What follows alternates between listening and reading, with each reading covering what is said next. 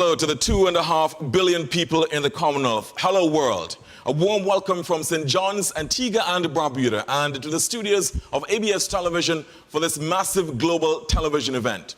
My name is Garfield Burford, and I'll be your host for the most anticipated youth report from the Commonwealth. Breaking news now as we look at trends, triumphs and travails with young people navigating rapidly changing realities. A significant portion of my youth was spent in journalism, being in this field now for over 2 decades. I have covered the challenges of young people in my native Jamaica and across the wider Caribbean, including here in Antigua and Barbuda, where I now broadcast from. I have faced some of the challenges myself and tasted some of the successes too, receiving the Prime Minister's Youth Award for Excellence in Journalism in 2004 in Jamaica and winning several awards since then. What I do know from my experience is that there are adversities, but also opportunities aplenty. And this is what we unpack in this fast-moving program today. Well, this is the launch of the 2020 Global Youth Development Index. And in this special Commonwealth-wide program, we'll find out what it's all about and how it's critical in measuring the development progress of over 1.8 billion young people around the world. Shortly, I will be joined by the Secretary General of the Commonwealth, the Prime Minister of Antigua and Barbuda, as well as selected guests, each of whom will share their thoughts on this, the third Global Youth Development Index and Report, a gift from the Commonwealth to the world. But before we go into the details of the report, here's how the index actually works. The Youth Development Index, or YDI, is an aggregate of indicators that measure progress on youth development around the globe. The 2020 Youth Development Index measured progress in 181 countries, including 48 of the 54 Commonwealth countries, across 6 domains of youth development: health and well-being, education, employment and opportunity, political and civic participation, and, for the first time, peace and security, and equality and inclusion. Changes in 27 indicators across all 6 domains were tracked over the period 2010 to 2018, charting progress of young people aged from 15 to 29 years old. Each YDI score is a number between 0 and 1, with 1 representing the highest level of youth development, allowing countries to be rated as having very high, high, medium, or low levels of youth development. Increasing or declining scores signal the need for further investigation and dialogue and prompt action to scale up good practice or undertake reforms. And while the YDI score isn't a definitive analysis of each country's policies or programs, it plays a major role in ensuring that young people don't get left behind in their pursuit of the Sustainable Development Goals. Anyone can access the data, making it a vital tool to researchers, policymakers, civil society, and, of course, young people themselves, helping check their progress towards youth development in the world across 6 key domains of youth development. Well, the latest YDI report is officially launched today. And let's cross now to London, where we can join the Secretary General of the Commonwealth, the Right Honourable Patricia Scotland, QC. Let's hear what she has to say. Excellencies, distinguished guests, Commonwealth friends and colleagues. On the eve of the International Youth Day, and looking forward to celebrations throughout the Commonwealth and wider world to mark the day, it is good to have this opportunity to address you as we launch our Global Youth Development Index report and website. The topics and factors covered in the report have seldom, if ever, been of such immense importance as now, nationally and internationally, and above all, multilaterally. It is vital for us to work together in mutual support to recover and rebuild from the sad losses and other consequences of the COVID-19 pandemic. In order to build back better, it is imperative that we draw on the energy and imagination of our young people. Following a period of immense social and economic dislocation and turmoil, our focus for the future must be on reconnecting with one another and on innovating and transforming to build greater resilience in our systems. In the Commonwealth, we are fortunate to be able to draw on the resourcefulness and creativity of the more than 1.2 billion young people between the ages of 15 and 29 years who live in our 54 member nations and who are indispensable to delivering a common future which is fairer and more inclusive, more sustainable and more resilient. Continuing progress towards achieving the Sustainable Development Goals is vital to building the world we want to see. And to do so, we need to be able reliably and progressively to measure and monitor the ways in which young people live, learn, and work in our communities. We need to be able to assess the extent to which young people are encouraged and empowered to add their contributions to our societies and supported with enabling policies and tools. The Global Youth Development Index, a gift from the Commonwealth to the world, is one of the tools that has significantly enhanced our capacity to interrogate and assess that progress. Now in its third iteration, this 2020 index has been expanded to include additional and broader measurements of factors which affect progress on equality and inclusion and on peace and security, whilst continuing to analyse changes in the foundational elements of the index: education, health and well-being, employment and opportunity, and political and civic participation. In order to advance youth development in our Commonwealth family, we have included a discrete review of the Commonwealth member states, with specific attention given to our small states, who are peculiarly vulnerable at this time of acute climatic and financial risk as we emerge from the pandemic. The multiplicity of the risks faced by small and vulnerable states obliges us to look beyond GDP as the sole criterion for assistance. A new measure needs to be found, one which will more accurately evaluate the reality they face and build the resilience which is necessary if we are to guarantee the security which our young people need. We hope that our proposals for a universal vulnerability index will work in harmony with our youth index so that our young people are not at risk of being left behind. The title of the report, Taking Charge of Our Future, was chosen carefully to express the content it presented primarily from the perspective of youth. We believe young people have the innovative solutions to drive the change we need to see in the world as we grapple with the consequences of a pandemic. Through case studies, we demonstrate the meaningful ways in which young people are already taking responsibility for their future and successfully leading sustainable development work at all levels of society. This report we launched today should be seen as reflecting on policy issues which define our contemporary world: mental health and well-being, unemployment, climate change, and social inclusion and political participation. A principal objective is for the report and its contents to be used to create additional opportunities for intergenerational dialogue and lead to greater inclusion of youth perspectives in all aspects of thinking and planning on development. In rebuilding nationally and internationally, in our communities and collectively in the Commonwealth, from the many impacts COVID-19, it will be important to focus on the fundamentals of human capital development. This means paying attention in particular to depredations and disproportionate disruption to education, employment experience by young people. We need transformative programs for investing in the health and well-being of our youth and for mobilizing their advocacy and practical action to build a more equal, just, and peaceful world. Let us be inspired by the profiles featured in this report of Commonwealth youth who, through their imagination and innovation, with commitment to collective action and inclusiveness, are driving forward in fairer and more sustainable ways, delivery of our common future.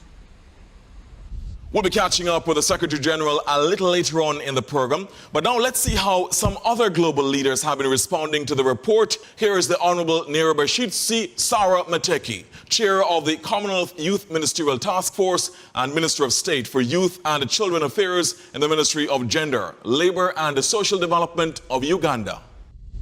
It is my pleasure to participate in this launch event as the new chair of the Commonwealth Youth Ministers Task Force.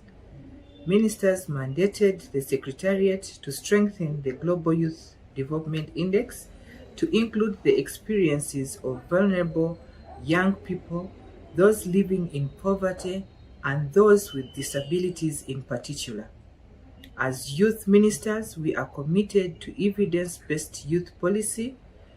The Youth Development Index is a useful tool to help us to set better policies and programs in place and to monitor the impact of the strategies and interventions supported by data, evidence, and research.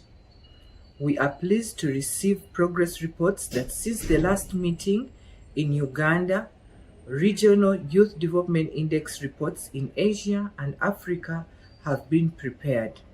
We are also pleased that several national Youth Development Index reports, including in Pakistan, Namibia, Bangladesh, Australia, have been developed or are in final stages of development.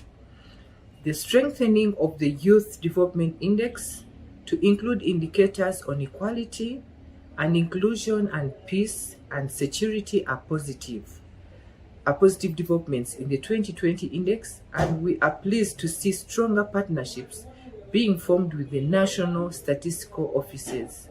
So today I welcome the 2020 Global Youth Development Index report and website, as it comes at a critical time in the world as we all grapple with the impact of COVID-19 on people's lives and livelihoods. But importantly, as we look towards a better future for all, I congratulate the Commonwealth Secretariat and the Commonwealth Youth Programme for the important work and for the continued support to youth development, not just in the Commonwealth, but in the world. Thank you so much for God and my country. Thank you so much, the Honourable Nirabashitsi Sarah Mateki. Excellent comments there from the perspective of Uganda. Breaking news across the Commonwealth. You are in tune with a program providing a barometer of progress in a key area across the grouping of some 2.5 billion people. Now, this is the point all 54 nations have been waiting for. What does the report say about your country? And have we been making progress on this? Let's be clear. This report is a useful tool for policymakers. In fact, everyone has access to the data via the YDI website, where we can view and compare relative scores assigned to the 181 countries. We can view their scores over an 8-year period to determine whether trends have been positive or negative in each of the 6 domains of youth development. The report does not give a definitive diagnosis of what is happening within each country, but it does give us case studies and commentary from experts to help us understand the meaning of the scores in a global context and how we can respond. Some countries like Australia, Namibia, and Pakistan have even used the YDI as a model to start developing their own national indices, which support national planning on youth development. So, what have we learned so far? Take a look. Although progress has been slow, youth development continues to improve throughout the world, with the average global youth development score between 2010 and 2018 improving by 3.1%. 156 of the 181 countries have improved their country scores. In the global top 10, Portugal and Luxembourg share 10th place. In 9th place, Ireland. 8th is the Netherlands. And 7th is Switzerland. At 6, it's Sweden. 5, it's Denmark. And at 4 is Malta. In 3rd place, it's Norway. Second place is taken by Slovenia, and the top spot, with the highest youth development score, it's Singapore. The top 5 risers over the same period were Afghanistan, India, Russia, Ethiopia, and Burkina Faso, improving their score by, on average, 15.74%. Whilst those with the greatest drop in their scores, with an average deterioration of 10.28%, were Syria, Ukraine, Libya, Yemen, and Jordan. Overall, the global average improved in 5 out of the 6 domains on the YDI, with the largest global improvement in health and well-being, which grew by 4.39% between 2010 and 2018. Political and civic participation was the only domain to record an average global deterioration, albeit minimal, at 0.18%. So it's clear that progress has been made on key indicators, but there is still room for progress as some countries are falling behind. Tracking progress in the Commonwealth is particularly important, with more than 60% of its population under, hear this, under the age of 30 years of age. Of the 48 Commonwealth countries included in the 2020 YDI, 40, that's 83%, improved their scores. The Commonwealth average score improved by 2.8% compared with the 3.1% improvement in the global average. And although 2 Commonwealth countries, Singapore and Malta, are in the global top 10, Mozambique is amongst the lowest ranked countries, while half of the Commonwealth countries in the index are in the low or medium youth development categories. Clearly, there's more work to be done. So far, we've seen and heard the facts and figures from the report, breaking news that is still being digested and dissected across the Commonwealth. Now it's time to hear from our panel of 6 global youth leaders who have read the report and are making use of its findings, as well as reflecting on its implications. So joining me now are Marcelina Ayuta, who won an award at this year's Commonwealth Youth Awards for her work with the Deaf Association of Samoa, along with her interpreter, Nue Maya Vega. Chairperson of the Commonwealth Youth Council, Tijani Christian.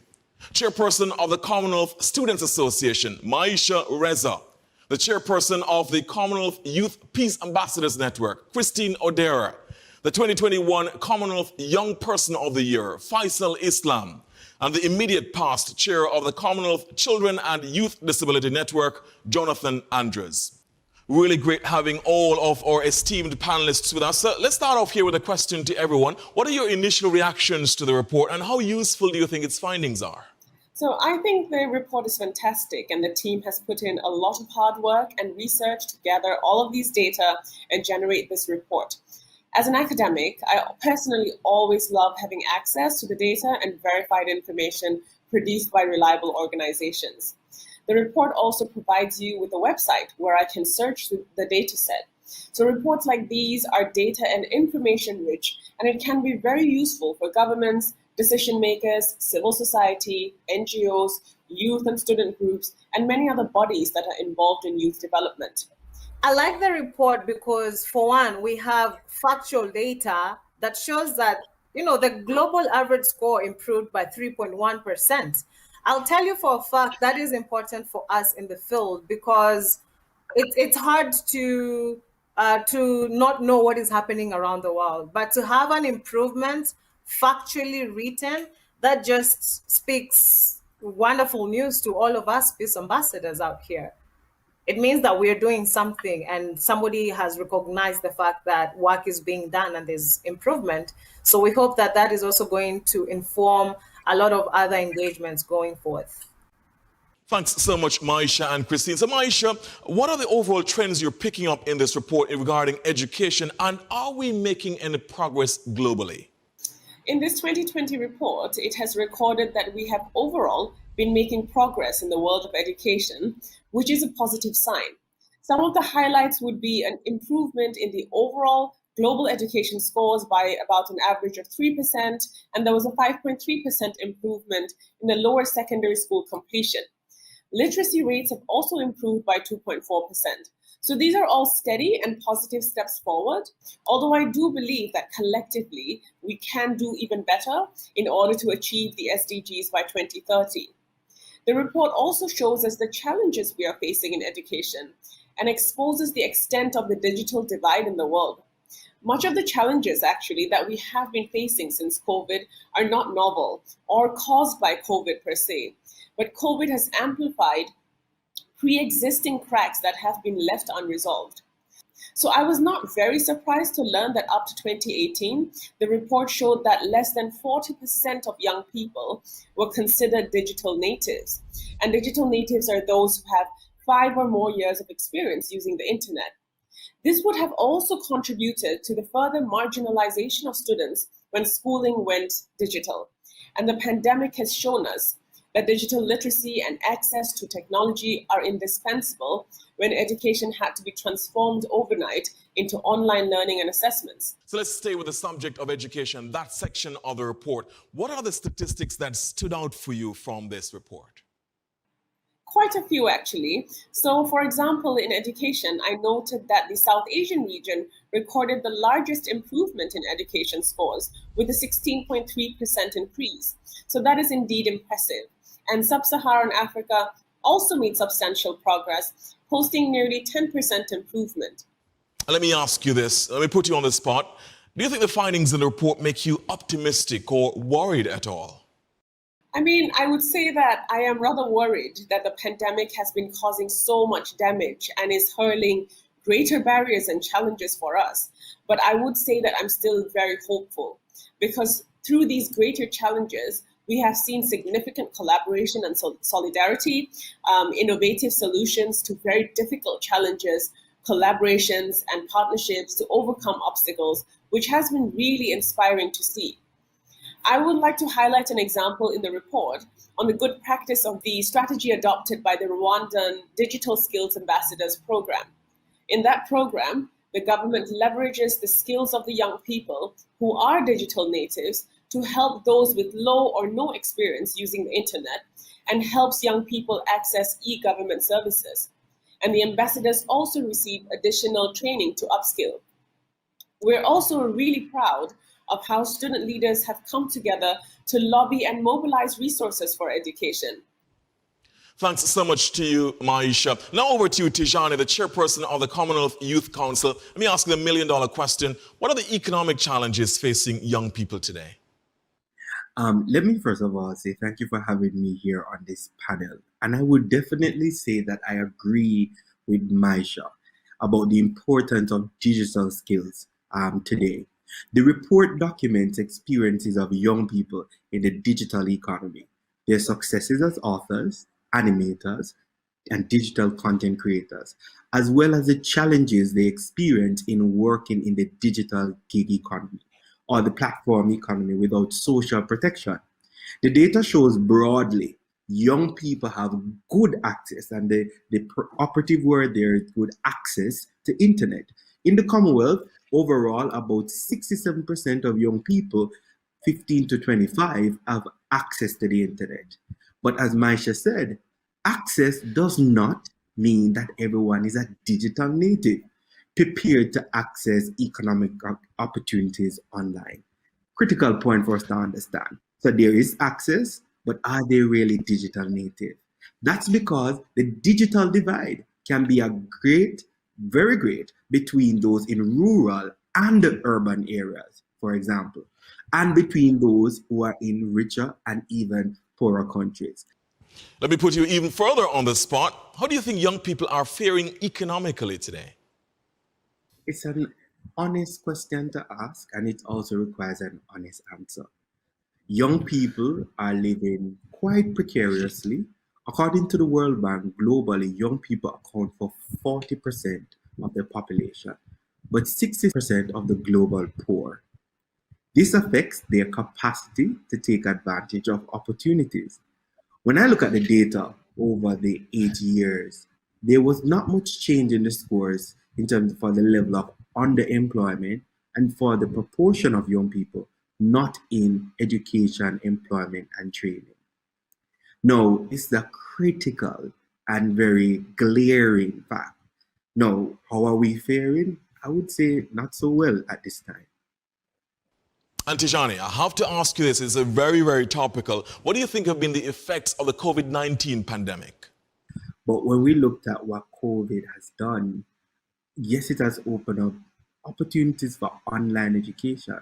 But the truth is, we know that the pandemic has had a great negative effect on levels of youth employment, because so many young people work in the industries affected by the closures and the present restrictions in hospitality, caring profession, and of course, entertainment.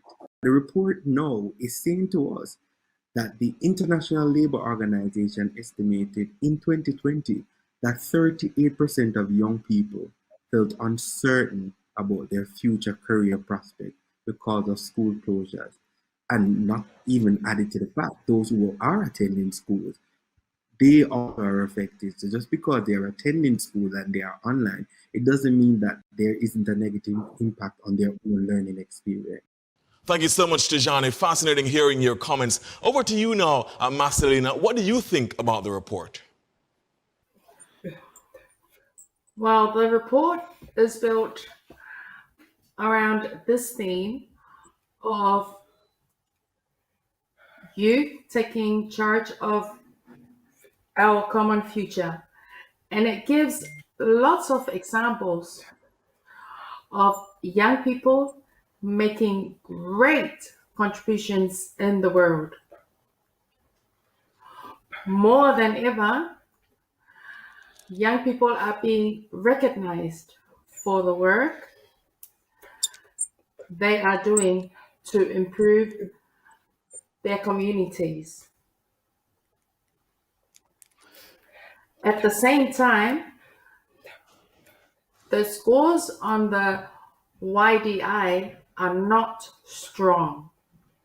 Political and civic participation is the only area where there was a global deterioration in scores and across the board. The scores are low, with the highest score at just 0.425 in Indonesia. That means all countries are in the category of low youth development when it comes to comprehensive structures and opportunities for political participation. Thank you so much, Marcelina. Over to you now, Jonathan. What do you think has been the progress made on equality and inclusion?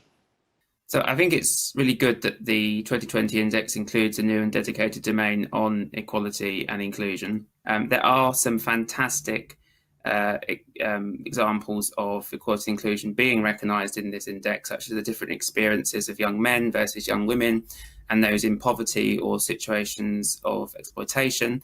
For example, women and girls forced into early marriage, which are focused on, and that's great. It was slightly disappointing, though, that the index didn't measure the different experiences of young people with disabilities, for example, or people from other backgrounds and identities where they may well face disadvantage or other forms of equality and inclusion. And I'm really interested to find out what more do you think can be done to achieve greater equality and inclusion for people with disabilities? So, I mean, in terms of the number of young people with disabilities worldwide, it's estimated at around 220 million. So it is a really big number. And unfortunately, despite this estimate, there really isn't enough data at national and global levels to measure in this index the inequalities that young people with disabilities will face across the world. But I was really pleased to read about the work of the Leonard Cheshire Foundation and the Disability Data Portal, which I hope can be expanded further. And the research of the Leonard Cheshire Foundation highlighted those voices and experiences of young people based on stories prepared by citizen reporters, and also collected data to show the inequalities faced by young people in relation to education and employment. And this research showed that young people with disabilities are less likely to complete secondary school, have lower literacy rates than those without disabilities. And sadly, it also showed that over 39% of youth between 15 and 24 who had disabilities were not in education, employment or training. And for youth without disabilities, that statistic was lower at 22%, which means there's an inequality gap of over 17%, coming up to half of that number. And young people with disabilities are very clearly worse off in this regard. We very much need to collect more data like this around the world to be able to respond properly. Really appreciate it, Jonathan. Thanks so much for those comments. Over to you now, Christine. Now, what stood out for you in relation to the issues of peace and security? Thank you. It is interesting that the peace and security domain is the area in which there is global improvement, which is exciting for us as peace ambassadors. And that just goes to show that there's a lot of work that's also happening within the communities. And I really have to ask you this one, putting you on the spot. What do you think have been the differences in relation to the experiences of young men and young women? The score for gender parity in safety and security had not changed significantly. However, I understand for analysts that more young men than young women around the world report feeling safe in their communities. In fact, there was this interesting fact in the report, the gender parity in the gender gap in feelings of safety is actually the widest in the world's most peaceful countries. And this just goes to suggest that the gains in peacefulness have up to that point disappropriately accrued to men. Unfortunately, we're seeing a lot of men, a lot of young men than young women around the world reporting feeling safe in their communities. And I think what we need to do now going forward is have more women feel safer. If you're going to get to the same level where both men and women feel safe at almost the same amount, even better. But there's definitely more work that needs to be done to see that more young women feel safer. And based on this report, where have we been doing well? Well, I was really happy to see that fewer people are dying from direct violence, such as armed conflict and terrorism. You know, we're always happy to see such reports of fewer lives lost. The one thing that comes out from the report is it does not suggest that all environmental hazards have been eliminated. So countries around the world are still struggling with violence. And as we've mentioned, terrorism and armed conflict, humanitarian crisis and climate change, which is also an important security issue, right? And the improved average global score, those suggest that maybe our countries are coping better with these challenges. And we have to continue to invest in peace and security to make sure that we do not lose all the gains that we've had this far. Over to you now, Faisal, Commonwealth Young Person of the Year. Congratulations, by the way. Now, what jumped out at you as you read the report? So wonderful to see a report that shows how government and young people can contribute. I felt most proud when I read about the contribution made by the COVID-19 heroes, 11 young people who were honored at the Commonwealth Youth Awards this year for their innovation, inclusive and effective community level responses to the honor. What they have done has made such a difference to the physical and mental health of young people who have really struggled in this pandemic. Let me ask you this. What are the positive results in relation to health and well-being? Mortality rates fell, rates of HIV, self-harm, alcohol, tobacco, and drugs use also fell. I have to ask you this. What did you learn? There are also a few things I didn't know before I read this report. Why were road traffic accidents leading cause of death among young people, 15 to 29 years old, for over a decade. I know it is not measured on the index, but it was highlighted sometime, something we should address. And what do you think about the effects of the pandemic on youth health and well-being? The report speaks to the fact that the WHO is concerned that COVID-19 has disrupted and halted critical mental health services in 93% of countries worldwide, leaving many young people without the essential services needed to get through this pandemic. Also, many youth helplines are growing up, and victims of domestic violence are finding it hard to escape abuse due to lockdowns. I saw that a study in the UK showed that young people's well-being has been declining at a faster rate during the lockdown than that of older respondents. It's terrifying. So, are there any good practices? There was so much information in the report on how sports can help us achieve many of the SDGs, including those on health. In this pandemic, the mental health of young people has been tested, but we see examples in the report of the SARF project that helped support young people with mental health in Sierra Leone and South Africa. The surfing was like a therapy, and after participating, the young people reported feeling more confident, healthier, happier, better connected to their communities, and most importantly, less stressed. I think that's fantastic, and something like that could be easily adopted in other parts of the world as well. So let me ask you as well, Marcelina, there's been one other topic discussed in the report, although not covered by the index itself. What do you think has been the effect of the pandemic on participation?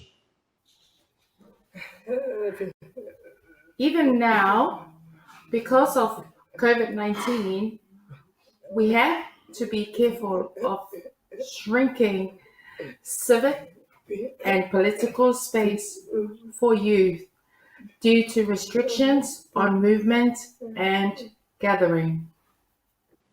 And let me ask you this, what do you think the Secretariat can or should do about this? I'm glad the Commonwealth Secretariat is highlighting this issue in the report, and that they involved young people in the design of the index. I know various young people participates on the advisory committee for the index, but we now need to discuss how to expand participation in decision making for more young people. Thank you, Marcelina. Thank you. And finally, Christine, is there anything to be said on the peace and security side of things in relation to COVID-19? What we have seen, especially in the youth, peace and security domain, is a lot of young people then coming out and exercising their public servanthood. We've seen a lot of young people who might not necessarily have the peace and security community discussions because of the regularities to not have large groups together. But we've seen a lot of young people in the front line helping to disseminate face masks, to make sure that the vulnerable in the communities are able to protect themselves. We've seen a lot of youth groups coming out strongly to even make homemade hand sanitizers to make sure that, again, our communities are able to be safeguarded. So we are seeing a lot of public servanthood being exercised by a lot of young men and women, which is a good thing, because where there's lack of good leadership, then young people are always there to stand in the gap. Thank you so much, Christine, and indeed to all of our panelists. Great having you with us, and with such perspicacious young people, the future of the Commonwealth and indeed the entire world is indeed bright. Really great hearing from all of you. Thanks. Time now to hear from Prime Minister of Antigua and Barbuda, Honorable Gaston Brown. Not only is he the head of state of the Twin Island Paradise, but he's also the current chairman of the Caribbean Community CARICOM, a grouping of 15 states. And he's also the chairman of the Alliance of Small Island States, AOSIS. Prime Minister Brown spoke with me about what his government has been doing to ensure socio-economic advancement of young people in Antigua and Barbuda and in the wider Caribbean. Take a look. It's an important index to have the empirical evidence as to the level of youth development within the Commonwealth, and for us to at least establish a baseline so that youth development could be monitored on a yearly basis, on a maybe every decade, to see exactly how we're closing the youth development gap or gaps within the Commonwealth. In the case of Antigua and Barbuda, we are totally committed to the development of our youth. As you know, we have provided significant home ownership, land ownership, car ownership. We have subsidized homes to make them more affordable. We have subsidized the importation of motor vehicles by eliminating or reducing duties and taxes to make them more affordable for our youth. We have provided a significant amount of employment for our youth, and we do recognize too that some of them have been displaced as a result of COVID, but we believe that we'll have a strong recovery, and as a consequence we will get back to virtually full employment, which means that the youth of this country will be able to continue to enjoy full employment. We also have been educating our youth, and more recently we have established the fourth landed campus in the University of the West Indies at Five Islands in order to increase university enrollments to empower youth. We have provided on average about 1,600 scholarships for our students to study abroad. So we have had a very strong youth development program. We have the Entrepreneurial Development Fund as well. I didn't mention that earlier. That is one of the institutions that we established to provide funding for those who are seeking to establish their own business. And we literally have the infrastructure in place to develop our youth. We have shown commitment to our youth. And as I said, it is really part of the ethos of our institution, youth empowerment. What you have been seeing is breaking news about a summary of the report and how it's proving useful for people all over the Commonwealth as well as the world. With her final thoughts on the report, here's Secretary General of the Commonwealth, Right Honourable Patricia Scotland, QC. It's a real privilege and pleasure to speak to you as we launch our new and third iteration of the Youth Index report. We think it's going to be amazingly successful in helping you to deliver all the things you most aspire to do. So please, download it, use it, create the wonderful future that our young people need. It's there to help. So good luck, and I'll be watching, so I want to know what you do with it. Thank you so much. This report could catalyze the kind of change and advances we all want to see across the Commonwealth and the world. The possibilities are indeed endless. Thank you so much, Baroness Scotland. We would like to hear from you. Share your thoughts on the report and questions for the experts. All the information you need is right on your screen. Also coming to a region near you, the YDI Roadshow and Town Halls, where we get to hear more of your views. Stay tuned to social media for the details and those updates. Finally, and as Baroness Scotland said, remember you can download the full report at youth-development-index.thecommonwealth.org. I'm Garfield Burford. We hope you've enjoyed this program in as much as we've enjoyed bringing it to you. Thank you so much for watching. Goodbye.